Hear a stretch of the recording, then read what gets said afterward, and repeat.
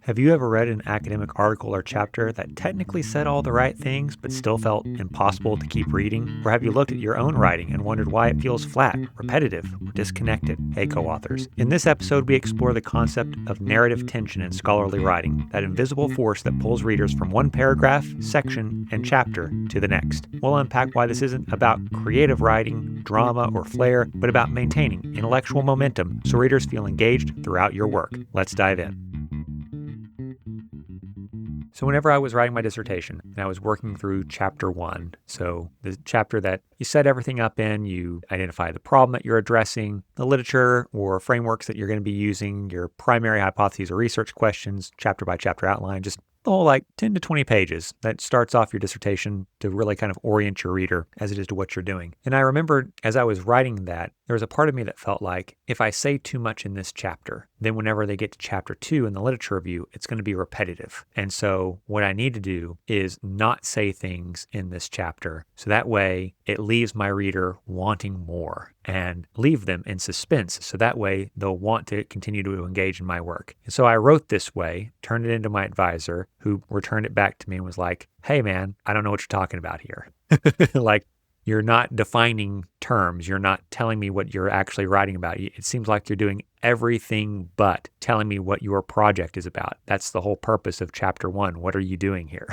So as you can imagine, then I had to do some revision work, right? And so I had to work through this tension of trying to be more like, let's say, Game of Thrones season 1 through 3 cliffhangers, rather than the final seasons of Game of Thrones cliffhangers, right? So writing in a way that really helps my audience know what's going on, but also makes them want more, rather than turning them off from the project altogether. I think a lot of writers, whenever they're going through this process, they really kind of get into this space of thinking of, well, if I'm just being descriptive, if I'm just telling it like it is, if I'm just reciting the facts of what it is that I'm reading or I'm reporting, that in and of itself makes it research. I mean, everything's research if you're doing research, right? If you have a method and you are generating new knowledge, that is research. But the difference between research that dies in some third-tier journal that no one reads and no one cares about, and research that moves the needle of your field and that actually engages other readers, part of that will be the prose that you use to communicate your project and your findings. This is not gimmicky. This is not about adding dragons and wizards and romance into your research writing, but it's about writing in a way that is compelling and really invites your reader to move to the next section, to the next chapter. I want to talk about this idea of creating narrative tension in your writing and how that can improve and level up your prose and your research project. Okay, so let's dive in. Are you interested in mastering scholarly writing, developing productivity, and increasing impact, all while staying healthy? Then welcome to the Publishing Academic Research Podcast. My name is Dr. Kyle Ruddick, and I'm a full professor and writing coach who's dedicated to making sure you break through whatever is stopping you from reaching your scholarly goals. I meet so many scholars who have creative, innovative, and daring ideas, but can never seem to get those projects from proposals to print. I want you to get your work in the hands of people who will read it and appreciate it. So let's get into this week's big idea. So to start off, let's kind of talk about what I mean by narrative tension. And what I mean by narrative tension is it's a reader's sense that there is something that is unfolding, developing, or being resolved through the writing in a way that piques their interest and in turn makes an engaged reader. So what that is not, this is not about creating suspense or cliffhangers or emotional manipulation. This is not about adding extraneous things for the sake of shock or disgust or any sort of emotional appeal that in and of itself, its only purpose is to force the reader to engage with your work. As many of you know, I'm a communication studies scholar, so I teach public speaking classes in addition to other stuff that I do. And whenever I teach that class, there's usually at least one student on the first speech who doesn't listen to the instructions that I give, and they come in there and they shout really loud, or they sing a stupid song, or they flip a table, or they do something off the wall and stupid as a way of getting the audience's attention. And what we teach students, as you might imagine, is that is a horrible way of getting attention. That's really a way of violating the trust between you and your audience. And so that sort of gimmicky opening, much like gimmicky writing, is not what you want to do. Instead, what you're trying to do through your prose is communicate to your audience the stakes of the conversation, why it matters to them, and then writing that in a way that flows and guides your reader to your preferred meaning and ultimately piques their curiosity and their interest. This could be through the research question or hypotheses that you have, the novelness of your research purpose, whatever it is that you're trying to get at. This can come from a strong articulation of the gap in the literature, so a sort of theoretical or academic reason why this is important to your reader, or it can come through a strong description of the problem, why it's so big, why we need to do something about it. So that in turn compels a reader to think, okay, well, if I know what this problem is, I agree with you that this is a problem, then by all means, show me how we're solving this through your research. It can be through a methodological choice. So if you're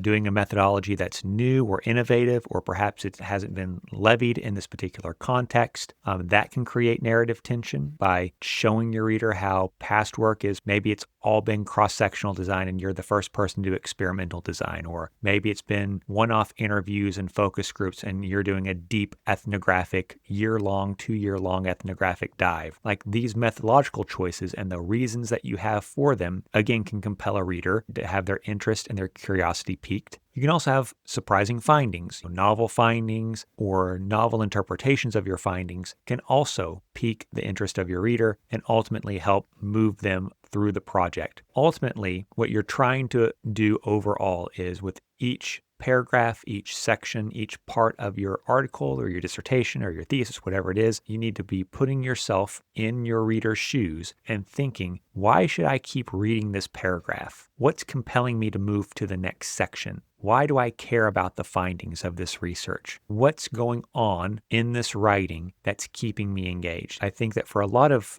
early career writers, they're very passionate about their topic and about their idea, and they think that that passion immediately transfers to their reader and to their audience. Unfortunately, you're a nerd, much like I'm a nerd, and we're all nerds, and as a result, we really get very focused on the thing that we like to geek out about. And so even if your audience is in the same camp as you and your nerdery, right? They study the same variables, they have the same concepts or frameworks or whatever, you still have to give them a reason to pause doing the thing that they're doing on their work and to sit back and to listen to the part of the conversation that you're trying to contribute to. And so writing in a way that compels that type of interest, that compels that type of curiosity is what we're trying to go for. So whenever we write in a way that does not produce narrative tension, that does not pique the interest of your reader, we can call that narrative tension collapse. If we can think of the writing as a sort of linear from point A to point B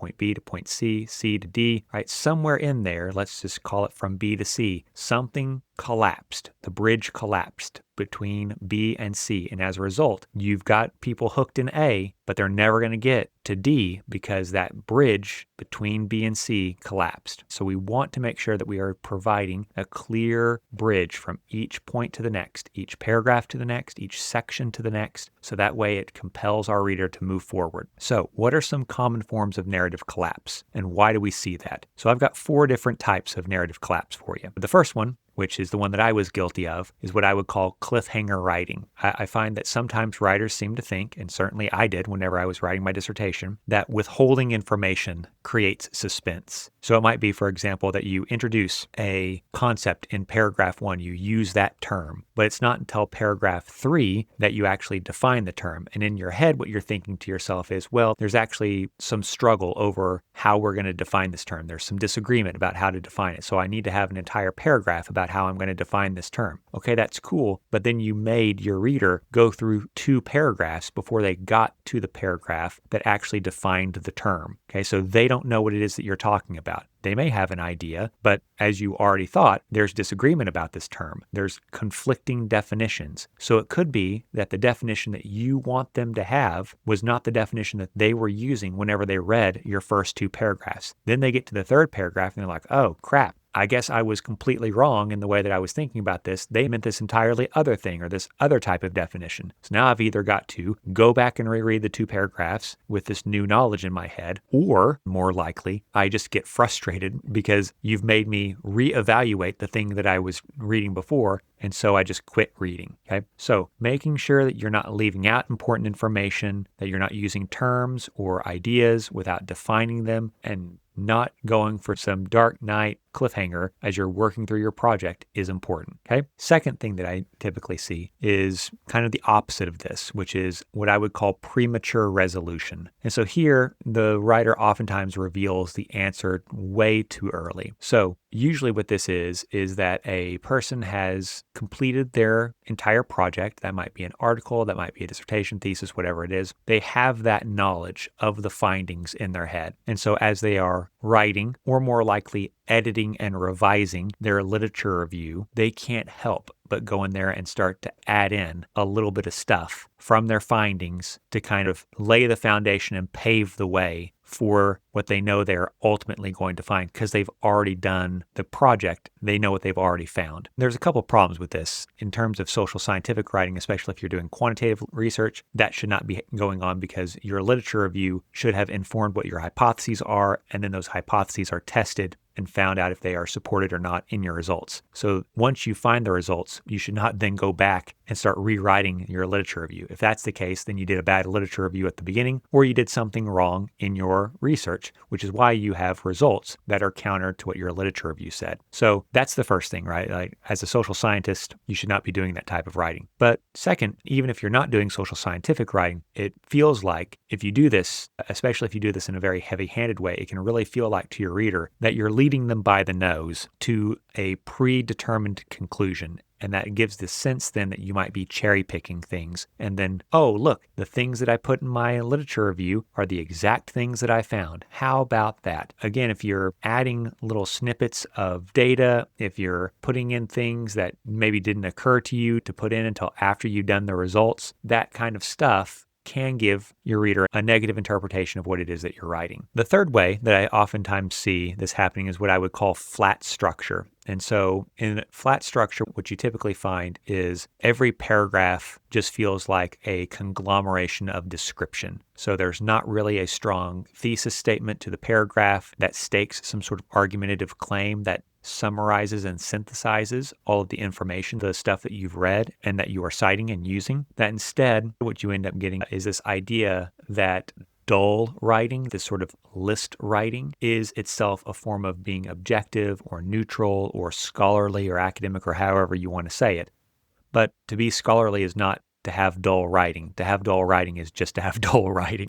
You can write about stuff and research and still be interesting and still make a point that compels your reader to want to continue reading. If you're writing in a way that turns your reader off, then no one's reading your research, in which case, why are you doing research then? So making sure that your writing doesn't read like a list of information that you have, but instead that you're building up across your different paragraphs to some sort of point or resolution, so that way your reader feels that movement. Finally, and on the note of movement, the last problem that I would say is disconnected movement. And what I mean by that is I often see novice writers who they will make a claim in the first sentence of their paragraph. They'll have some sort of declarative statement, assertion that's supposed to then be evidenced by the rest of the paragraph. But instead, the second sentence is also an assertion. And then the third sentence is also an assertion. So each sentence is itself an assertion, but nothing ever really gets supported by literature. And even whenever it is supported by literature, they'll quote or summarize or paraphrase another author who themselves is making an assertion. So it's just a chain of assertions. It's what we call in communication studies, because one of the things that we study are logical fallacies, is begging the question. It is an assertion that then uses an assertion as evidence. And so as a result, every sentence or every paragraph or every section or whatever it might be resets the reader's attention because they never get the resolution that comes with having information that supports the claim. Instead, what ends up happening is they feel pushed in their movement, but the movement is disconnected. It doesn't feel like it's going anywhere because every assertion is pointing them to a different direction. So there are different reasons why writers engage in this type of writing. All of them have at their core, though, the same problem, which is that they're not moving the reader in the writing. Either the direction is unclear or not there, or there's so many directions that it ends up overwhelming our reader. Instead, what we're trying to do is build our reader's attention,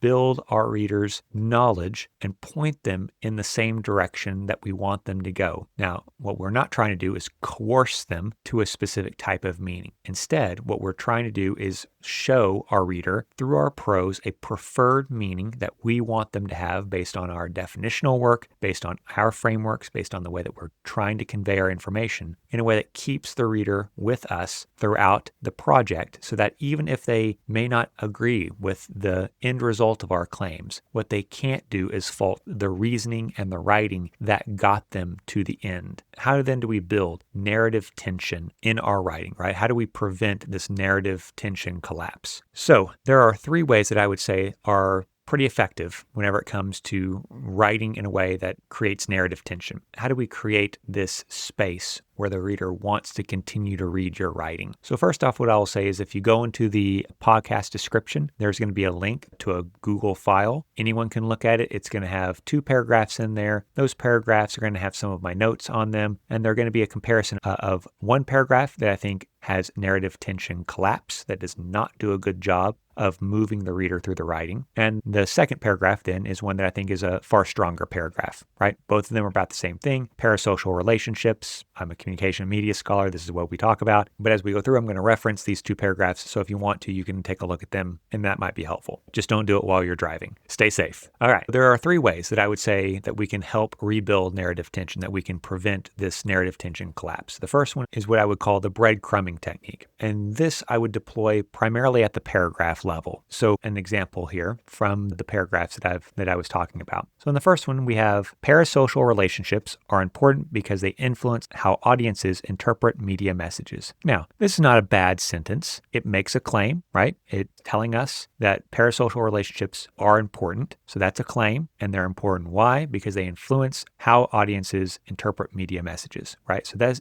is a declarative sentence. It's not bad. However, there are also some issues with it. So first, it says parasocial relationships are important. Well, you're telling me that it's important, right? You're not showing me that it's important, right? And this is one of the really big things about narrative tension, is that, like with anything else, you show, you don't tell. And so if we want to breadcrumb our reader into being interested, we don't tell them that this idea is important. We show them through the prose. So this is a kind of a little bit of a longer sentence, but this will help us make some distinction here. So a better sentence might be, for decades, scholars assumed that audience and media relationships were relatively predictable. However, Horton and Wohl's early concept of parasocial interaction hinted at something more dynamic, a mediated relationship that feels interpersonal despite being one-sided. So here we have tension, right? Scholars assumed, okay, well that means that they had this idea about something, right? And then someone came along, however, right? Horton and Wohl, they came along and showed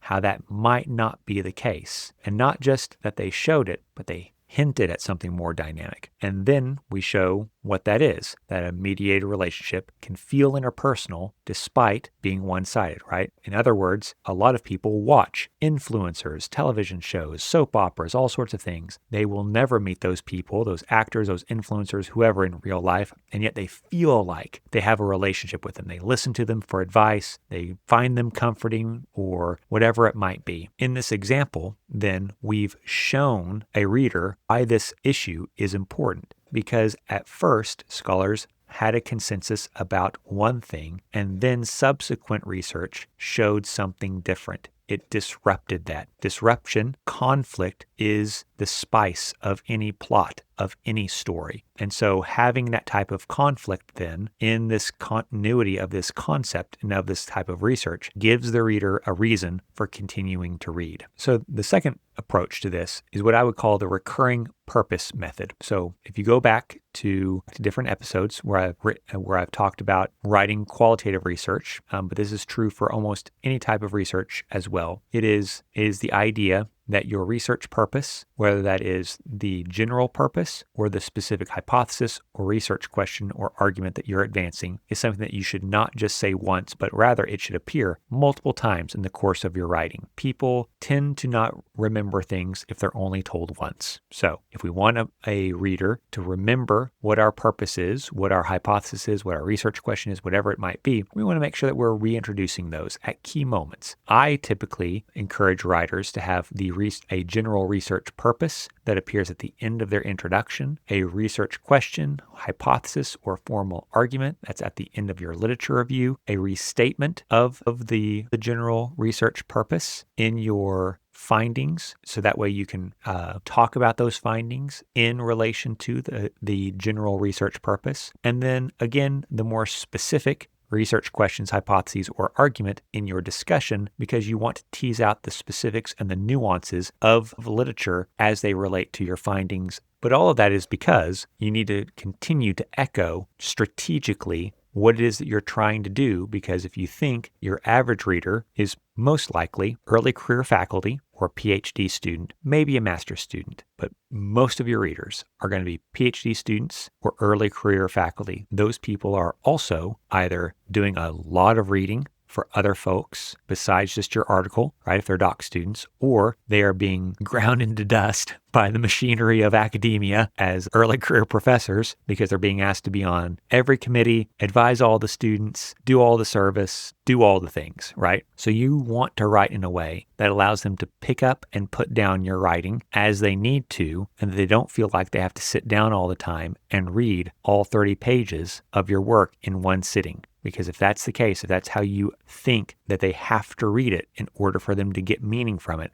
you're probably going to lose a lot of your readers. The last way of creating this narrative tension is what I would call the escalation ladder, which is that you structure either your paragraphs or your sections in such a way as to build complexity from least to most complex as you're doing your writing. So this might be, for example, if you take this as the form of sections, you might introduce variable 1 in your first section. In section 2, you have your second variable where you have to both introduce that variable and talk about all the stuff that goes along with it, and also justify why you're putting variable 2 in conversation with variable 1. Then if you have a third variable, you've got to do the same thing, but now you have to describe it and then also put together variables 1, 2, and 3. So each one of these then becomes escalated. Now, what I don't mean by that is that you're braiding those things together throughout the section, because if you did that, then by the third variable, you'd have a lot of repetition. Honestly, the writing would be overdone and laborious. Instead, what I mean is that at the end of each one of those sections, you're making an argument as to why it connects to the next variable, and then for variables 2 and 3, showing how in that final paragraph, how it connects back to the previous variable or variables. Because if you're not doing that, what I as a reader encounter are 3 variables that all you've done is describe very, very well maybe, but I'm not really seeing why they are together. Like, by what reasoning did you think that these 3 variables would be in conversation with one another? It's up to you to demonstrate to me as a reader why they are connected. And so that final paragraph of each one of those sections is a way for you to do that work. You can also do this from paragraph to paragraph, especially as it relates to the discussion section of your findings. So once you're working through your findings, you have your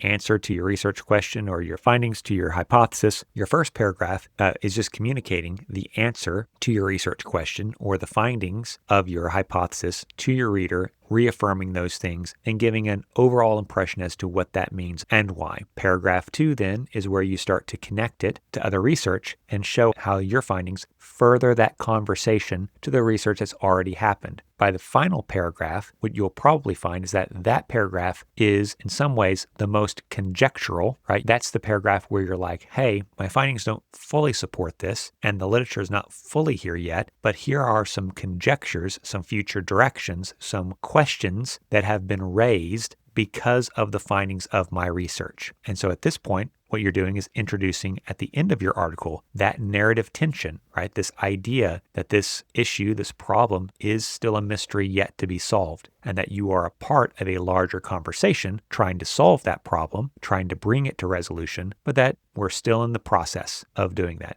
So tune in next time and read my next article on this topic. And that's what a program of research is, a self-appointed topic that you study for your life.